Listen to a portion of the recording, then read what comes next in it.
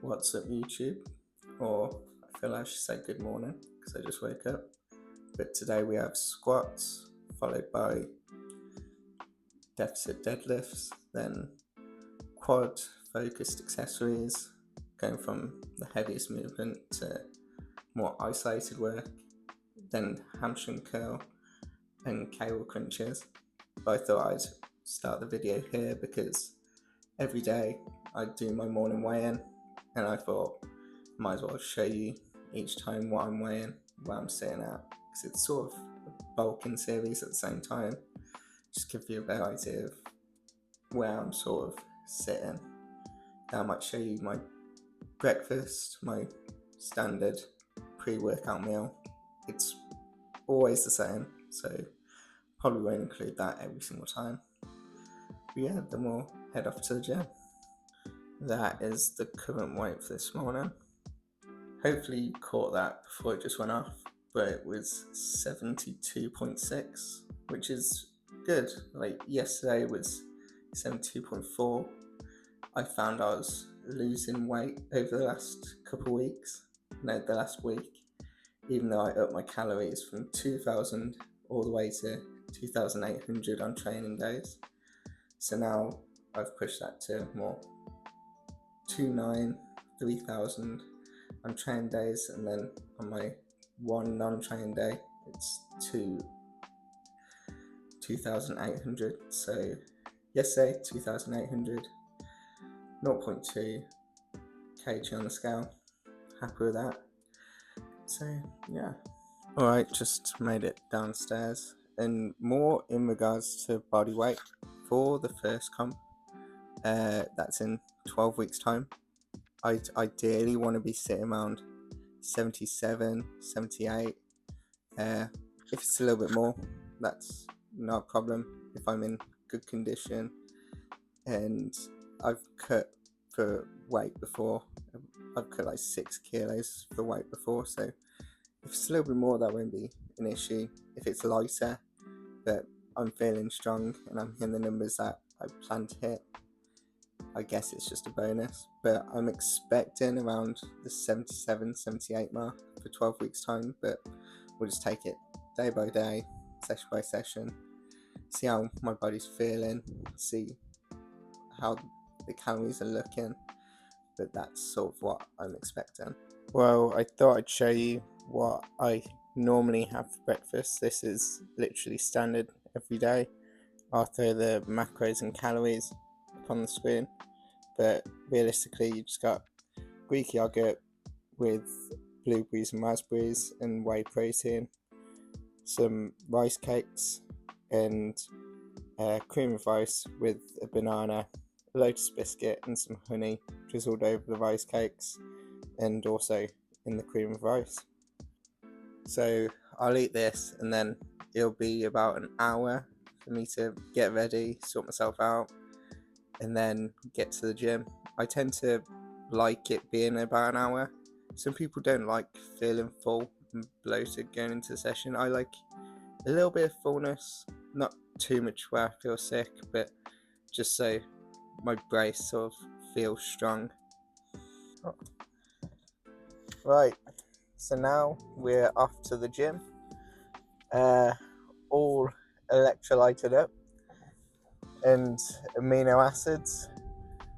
Got the carbs in me. It's been about an hour-ish and I'm feeling good. Today is, God, blinding. Today's fairly light for my first session back in regards to squatting and deadlifting.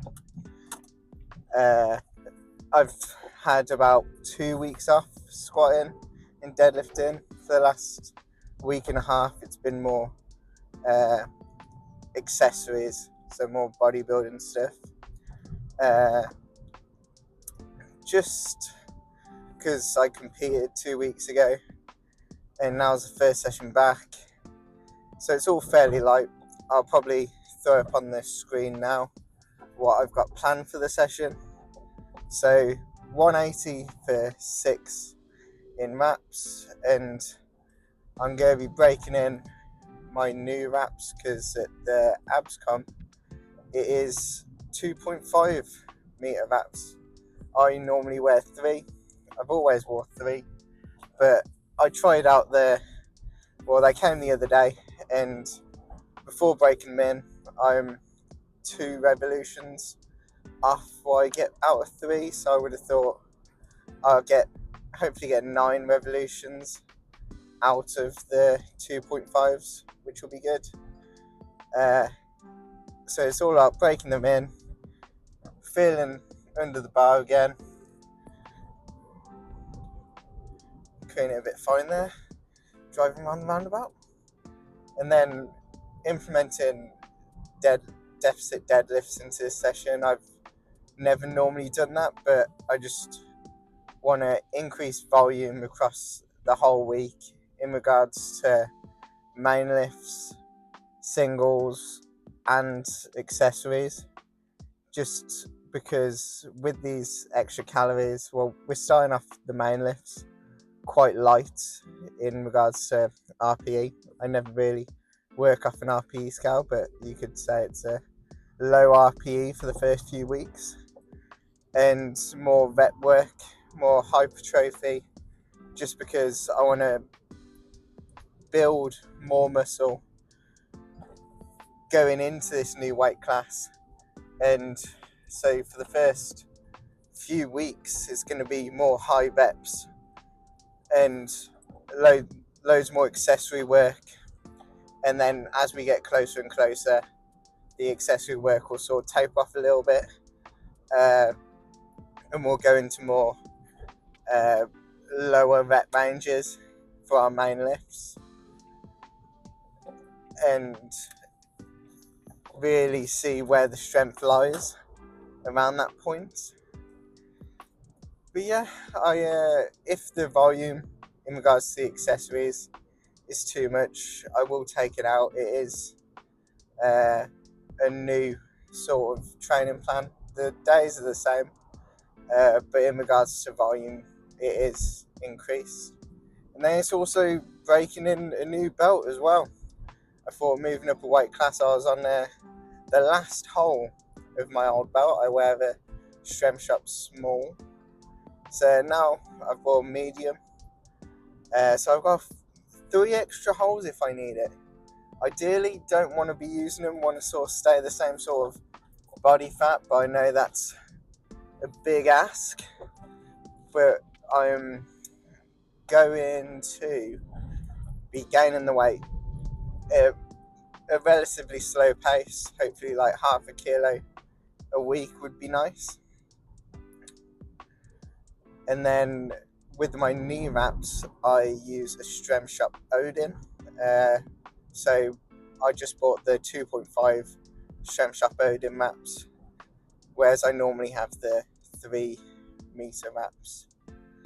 But nearly at the gym now, I'm about to pull up in a minute, and I will film my main lifts, see if I can film some accessories, see how I feel, and then after the gym I'll go home and we'll regroup, talk about how I felt about the session, how I think it went, and then what I have planned for tomorrow. So I will catch you in the gym.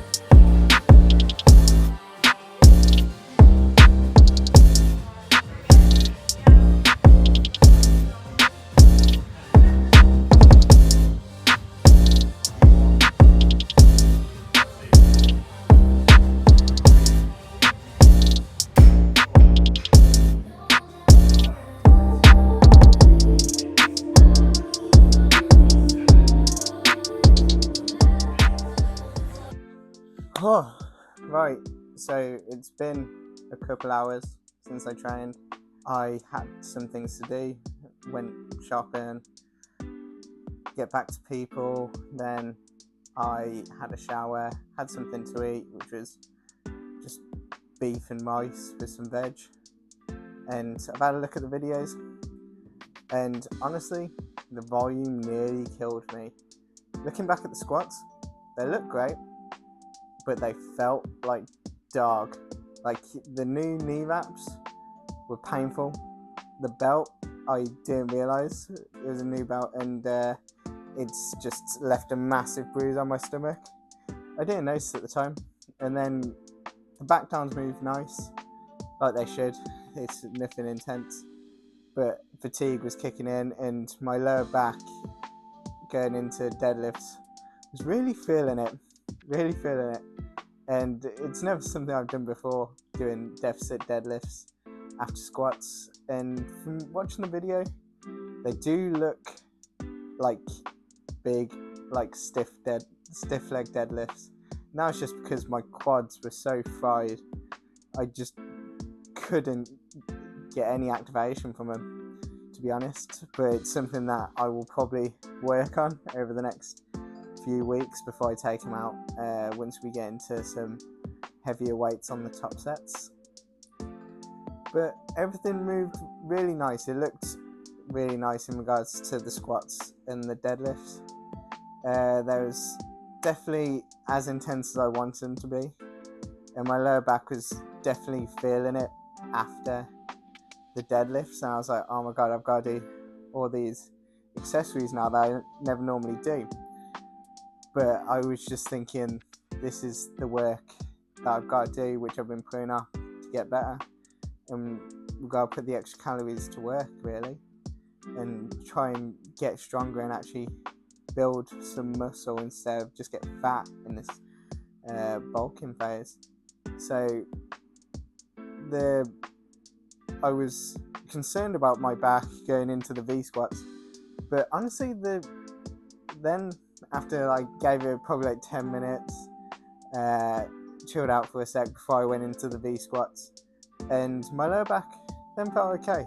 So I decided to push it as much as I could in regards to not absolutely dying, but they were still very intense, and I definitely picked the right weights in regards to keeping within the rep range of 8 to 12, then 12 to 15. And the leg press the same, really good with the rep ranges. I actually did 13 on my top set just because I was like, I knew I had one more in me, so let's just push for it. And then I burnt out on the leg extension. By the end, you can see that I was just burning out so much that I had to hold the single plate just to help get that last leg extension out. And going into split squats, I needed that support bar because my legs were absolutely fried by that point. So in regards to effort put into the session, I'd say I was really good, and the session overall was successful, and it's definitely a good marker to take me into next week. And I learned from wrapping my knees now in the 2.5s what sort of revolutions I'm getting out of them. I did wrap them a bit too low because I wanted to get, because the knee wrap isn't as long, I wanted to get it more compact around the knee, but I wrapped it a little bit too low. So going into my squat single day on Friday, I will make sure I fix that, and 210 should move smooth that day. But as a whole, the session took a lot longer than it would normally, and I don't want to know how long it's going to take once the top sets on the compound movements are going to get heavier. I think I'll probably have to take like a intra-carb just halfway through the session, like a carb gel or a Lucozade. And I drank so much water because it took so long and I was just sweating so much. So I just wanted to keep my body hydrated, make sure I weren't cramping. Normally when I cramp, it happens on the on the arch of my left foot, which is a weird place, and I ended up having to like dig it into a bench. But no, everything was fine. Everything moved well. I'm really happy with how the session went. So I will leave the video here and hopefully get all this cut down, because I just left the video running through the whole session. So 2.5 hours worth of footage to look through and cut up. And then tomorrow is primary bench day, where it's a lot more hypertrophy, a lot more reps, try and grow the chest a bit more, and the triceps definitely need a bit of work. But I look forward to seeing you in the next one. If you like this video, like this sort of concept, this is sort of what I had in mind, give it a like, drop a comment if there's anything that I should add, anything I'm missing, anything you'd like to know going into the next videos, and I'll try and make some tweaks to make it a little bit more entertaining. But I will see you in a bit.